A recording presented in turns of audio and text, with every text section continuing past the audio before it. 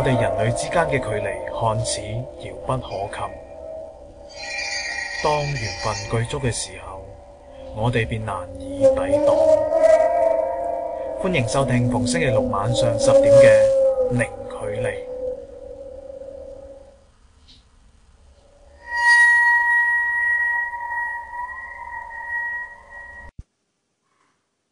Hello， 大家晚上好。今晚呢個零距離呢個節目呢就有少少特別嘅。開頭呢，我喺度諗緊究竟今晚個主題係乜嘢呢？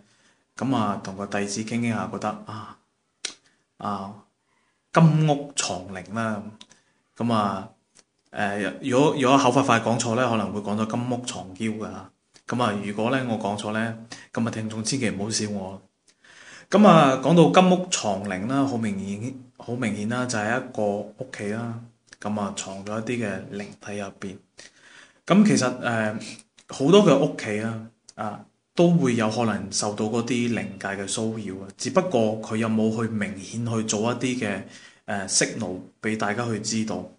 有啲可能係因為發生咗一啲嘅死亡嘅事件啦，或者本身嗰塊地係唔乾淨啦，或者以前係一啲嘅醫院啦、墳地啊，冇做過一啲嘅清理啊，甚至可能會唔會係你間屋曾經租過俾人，而嗰個人係你間屋做到一啲嘅事情，然之後令到間屋係充滿咗靈體。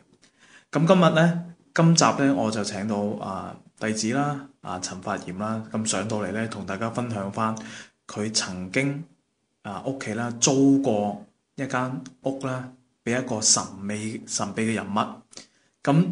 就係因為呢個神秘人物呢，就令到呢間屋呢就充滿咗靈體啊。法炎同各位聽眾講聲 hello 先啦。hello， 大家好，我係陳法炎。法炎多謝你上嚟同大家分享你嗰個屋企嗰個經歷啊。或者可唔可以同大家講講你間屋係租咗俾一個咩嘅人，而又發生一啲嘅咩事呢？當時咧大約係99年期間啦。因為嗰陣時咧深圳咧就主張招商引資嘅。之後咧一個香港嘅兩兄弟，有哥哥咧就過嚟開廠嘅。佢細佬咧就係學法嘅。學法即係意思都係佛教中人嘅咯。之後咧佢哋就揾屋嚟租住咯。佢哋咧就最後揀咗我屋企1樓嚟租。即係佢細佬就住咗喺我屋企1樓嘅。之後咧每一日咧就喺嗰度，基本上安咗個壇啦。但係你爸爸或者媽媽唔忌諱呢樣嘢嘅，即係開頭安壇。開頭安壇嘅時候咧，佢事先係通知咗我爸爸媽媽嘅。話佢係做呢一行嘅。之後就如果允許嘅話，就喺1樓嗰度安一個壇啦。最後咧都俾咗佢安壇。但係你哋本身係咪都係住喺即係樓上咁樣？係冇錯，就住喺佢樓上啫。咁你哋都幾大膽。因為嗰陣時對呢樣嘢咧就認知唔係好深，即係以為佢都係拜下神啫。係。佢當時咧就同我爸爸媽媽講，就佢做呢樣嘢咧係幫人化煞即係做好事嘅。佢租咗之後咧，的確係有唔少嘅人上到嚟揾佢嘅，揾佢求助。化煞化寶咁樣。基本上每2、3日都有1、2個人過嚟嘅。咁樣個頻率都幾高下嘅。咁之後發生咗啲咩事情？通常相處咗一段時間之後咧，期間我哋都有傾過偈咁啊嘛。當時依家印象最深嘅話咧，就佢講過有一次經歷，就係夜晚嘅時候佢瞓下覺，佢張床會突然間好震。真嘅？係現實當中定係佢夢境當中？佢話係俾張床震醒咗。咁即係好實在嘅。醒咗之後咧，仲喺度震。但係佢自己知唔知道係一個咩事情導致咁樣？呢個就佢詳細咁講，冇詳細咁講，啊因為可能當時講咗我哋都唔明白咁啦。啊係啊，之後咧，佢仲攞一張台咧演示緊一次點樣震法，嗰個點樣震法頻率有幾高。哦，基本上係唔同好似地震會搖嗰種啊，係，係震嘅頻率係非常之高嘅。但係佢唔驚嘅。嗱，驚唔驚就我就唔知啦。總之佢就當時同你講咗之後，佢都係一直租緊你間屋嘅。係。哦，咁啊，咁你以前或者你可能當時你係讀緊初中。我初中，咁你有可能咧有時會偷偷地都會見到佢個發絲，咁你有冇見到佢個壇係點樣？佢個壇我見過一兩次到啦係，但係印象唔係好深。係，我睇到都好多神像嘅，哦，都幾多神像下嘅。嗯，一入到去咧，佢嗰塊有塊好似類似紅紙之類嘅啦，嗯，嗰個神位係紅紙之類嘅啦。仲有好似有關帝啊，齊天大聖都好似有。哦，嗰啲神像喺度。嗯。哦，咁或者你分享翻佢喺即係佢一啲嘅靈異經歷，有啲咩係講咗俾你知你係好深刻嘅，咁你都想借此咧同各位聽眾分享下。最深刻嗰一次咧，就係有一次幫我爸爸媽媽化寶俾我外公。係，因為嗰一次咧就開始就係我媽瞓覺啊嘛，就夢見我外公喎。係，我外公咧就同我媽講，就喺下面冇錢啊之類嗰啲咯，話好慘啊咁樣咯。就到咗第二日啦，就我媽打電話俾我外婆。係，打電話俾外婆咧之後，問佢有冇呢幾年啊，或者近期啊，有冇化寶啊、燒金銀衣紙啊俾外公咁啊？之後我外婆咧就話：前嗰幾日燒咗好似6000蚊。6000蚊6000蚊。人民幣。呢個唔係，下面唔用人民幣。哦，即係嗰啲陰司紙嗰啲。係。燒咗6000蚊。之後佢一講話6000蚊，我媽就話：嗰個夢喎，外公都同我媽講話，我而家身上得6000蚊啫喎，乜咁即係嘢都冇。吻合咗啦。係啊，所以就證實咗嗰個夢真係外公報夢。所以有時咧，好似第一集靈媒嗰度我都講咗就話，即係燒到啲乜嘢咧，下面就真係會用到嘅。之後咧，更安啊嘛，更安一樓係租咗俾嗰個人啊嘛，佢係做法事噶嘛，所以咧我媽同我爸爸咧都揾咗佢，即係將件事同佢講咗咯。佢都應承咗話幫忙啊，話請外公過嚟領受啲嘢係咪？係，即係擺個有茶有酒啊，有飯啊。當時你在唔在場定或者聽你媽媽講翻？當時係唔在場嘅，當時係得我爸爸喺嗰度。哦，即係你爸爸媽媽講翻俾你知。就請我外公過嚟咯。之後到咗嗰一日，之後嗰啲係我爸爸同我講翻嘅。到咗做法事嗰一日啊，佢就係擺個壇咯，即係擺台啊，擺啲用具啊咁擺出嚟咯。之後就喺度練咒。好似話一開始練咒嘅時候咧，就引咗好多遊魂野鬼過嚟。佢係本身有陰陽眼係睇到嘅。佢自稱佢同我哋講係有陰陽眼嘅，都見到好多嗰啲嚟嚟去去啊，喺巷仔啊嗰啲嚟嚟去去嘅。所以嗰一日咧，佢話睇到好多遊魂野鬼過嚟。就喺嗰個一樓嗰個小花園嗰度大門口。但係咧聚集咗好多人唔敢入嚟，即係都想攞下一啲嘅祭品啊，攞啲紙錢啊咁樣。之後咧佢唔確定邊一個係我外公啊嘛。佢又練咗咁耐啦，都仲未過嚟嘅咁樣。之後佢就話練到第七重奏咁樣嘅意思。練到第七重奏嘅話咧，就佢見到企喺好遠嘅地方咧，有一個靈體，企咗好耐啦。由一開始佢話招靈啊嗰啲啊，一直企到佢話練到第七重奏嘅時候，都企咗好耐。之後佢咧就問我爸爸話：你外父係咪著咩顏色衫啊？個面型點樣啊？個樣點樣啊？具體個外貌都講咗出嚟。之後我爸爸聽嘅話咧，就正正對得上完全吻合啦，完全吻合。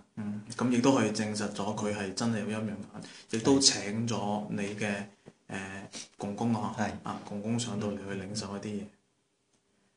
之後咧佢就請咗我外公啦，最後都請咗我外公啦去享用啦飯菜咯，就化咗紙錢啊咁樣咯，最後都做完咗呢件法事。咁即係嗰位法師啊，都相對嚟講都係幫咗你外公啦，亦都幫咗你哋啦。咁發言我都想了解下，就係你哋即係嗰邊啦，會唔會有啲身邊嘅朋友咧喺或者買咗間屋，咁佢哋會唔會做一啲嘅儀式去做一啲嘅清習咁樣？我哋呢邊咧通常都係用翻民間嘅傳統方法，即係拜四角。拜四角啊，祭地頭啊，即係起屋之前咧，喺嗰間屋地嘅中間啊，燒香啊，發紙錢啊，有4個方位都拜下，就係所謂我哋嗰邊講嘅祭地頭。咁我想問啊，咁而家嗰位師傅啦，咁係咪冇租你哋嗰度嚟做噶啦嘛？而家冇租啦。咁你哋有冇去做一啲嘢去清一清屋咁樣？嗰個當時我好記得，因為有一次咧，我哋嗰位師傅冇租之後啊，或者租緊嘅時候，我哋試過2次，攞咗一個羅庚，睇風水個羅庚，行過去1樓個門，嗰支針咧即刻跌落去。即係沉針啦。沉針唔使喐。就算上到去2樓咧，個支針都唔係好穩定。即係唔係話鋼鐵啊或者等等影響到嗰個羅庚個指針嘅？唔係，絕對唔係。因為嗰個花園門口咧，行入去都冇事嘅。正係行到1樓嘅門口咧，嗰支針就沉針。一直唔識喐㗎。咁所以咧，為咗印證啦，究竟發炎啦，屋企人所租嗰間屋係有啲乜嘢啦？咁我哋亦都請教過師公嘅，咪同師公咁講我哋，亦都查咗咧，入邊的確係有啲唔係有啲啊，係都幾多㗎一啲靈體喺入邊嘅，即係藏咗喺入邊，藏咗喺個金屋入邊，係嘛？咁所以咧，其實有時好多啲屋咧，尤其是我哋如果係做租俾人嘅角色啊，咁你又唔知上一手啲人做啲乜嘢嘅，係咪？你亦都唔知道究竟佢本身會唔會係比較啲嘢啲靈體嘅，咁所以咧好多多數咧啲人咧只會係自己新屋或者做一啲嘅民間嘅拜四角，佢哋未必話會請一啲正式嘅法師咧去做一啲嘅我哋所講嘅淨宅封屋嘅法事。咁所以其實咧，我喺度咧亦都係借此呢個節目咧，想同各位聽眾講就係話，有時民間嘅嘢咧，其實係有佢嘅道理嘅，有佢道理。但係有時可能咧，就因為經歷咗太長嘅時間啦，口耳相傳啊，咁慢慢咧可能原先一啲嘅做法咧就遺留咗，或者可能以前我哋做一啲叫做拜五方嘅嘢，可能要配合啲符章嘅。或者去到民間嗰度咧，流落到可能就咁拜啦，插支蠟啊，蘋果啊，生豬肉啊咁樣，拜完就得。但係其實咧，我多次都強調個靈界好複雜啦，係咪？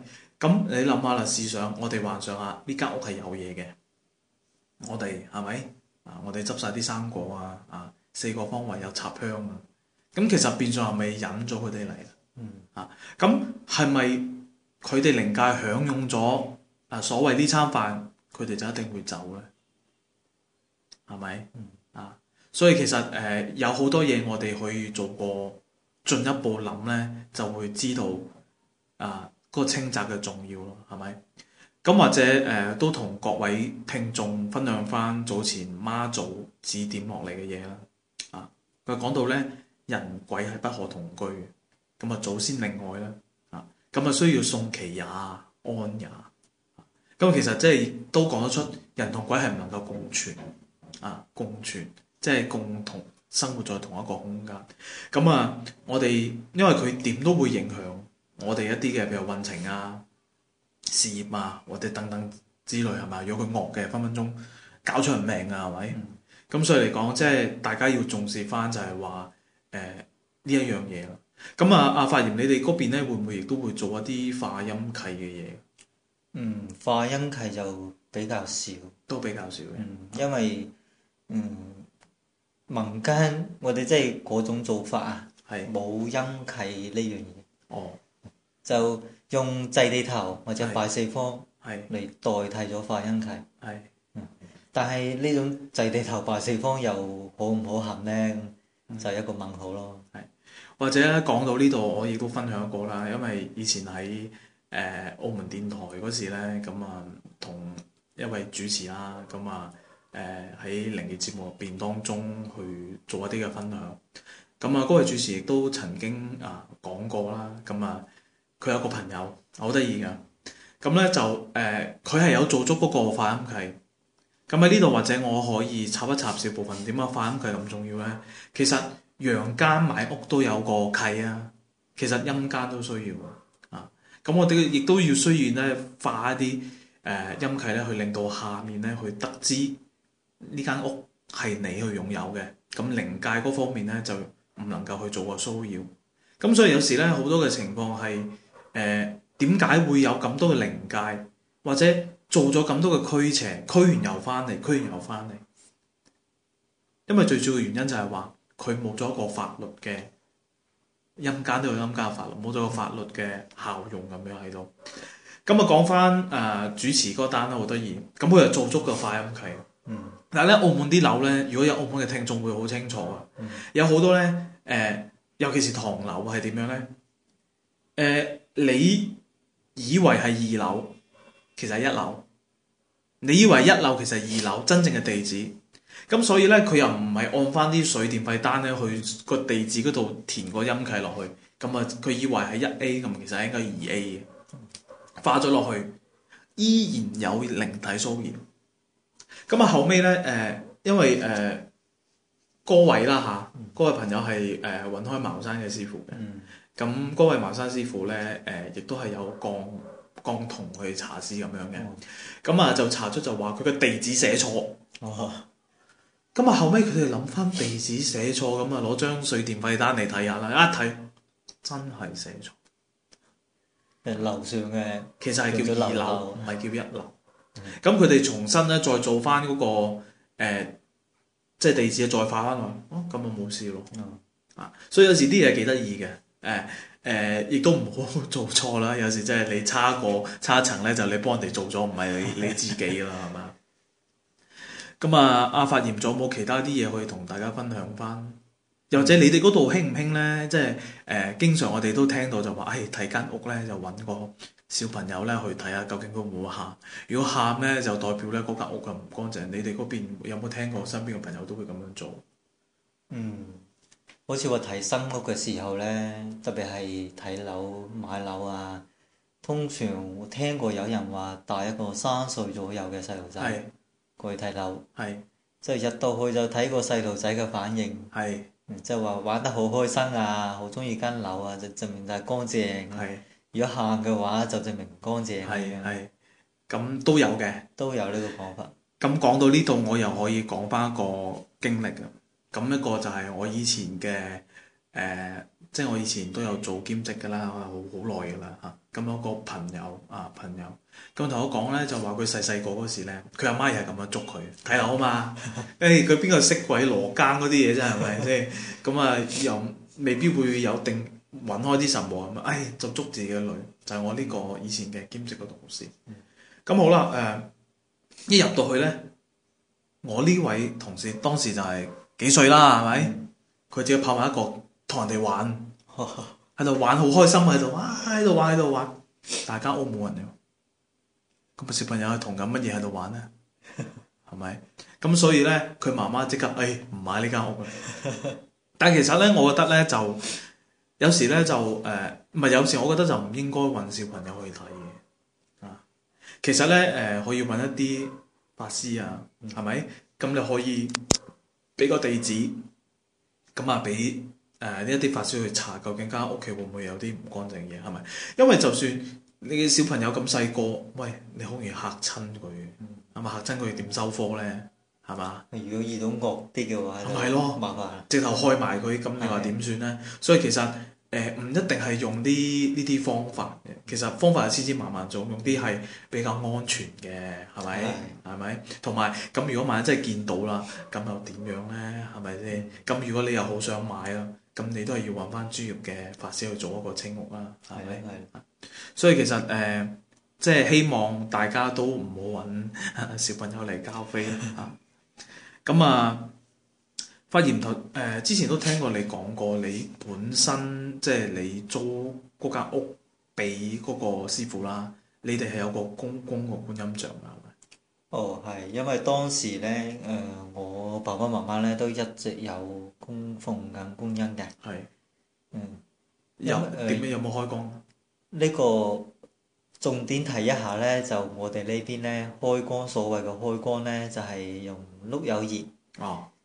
就浸喺水入邊，係。撈埋咁擦洗下個神像，咁就代表開光。咁就代表開光。呢個係所謂嘅民間。係啊，你喺嗰個文章入邊嗰個要邪作送嗰度，臨尾都有講到。提過幾次，因為特別強調呢樣嘢。係。所以其實有可能佢租嗰間屋有嘢，可能多多少少咧都多得唔少嗰個開咗光嘅所謂開咗光嘅觀音。可能本身就有嘢，佢嚟咗之後仲多嘢。好啦，咁今集咧，我哋或者分享到咁樣啦，下一集再同大家繼續零距離。好，拜拜。拜拜。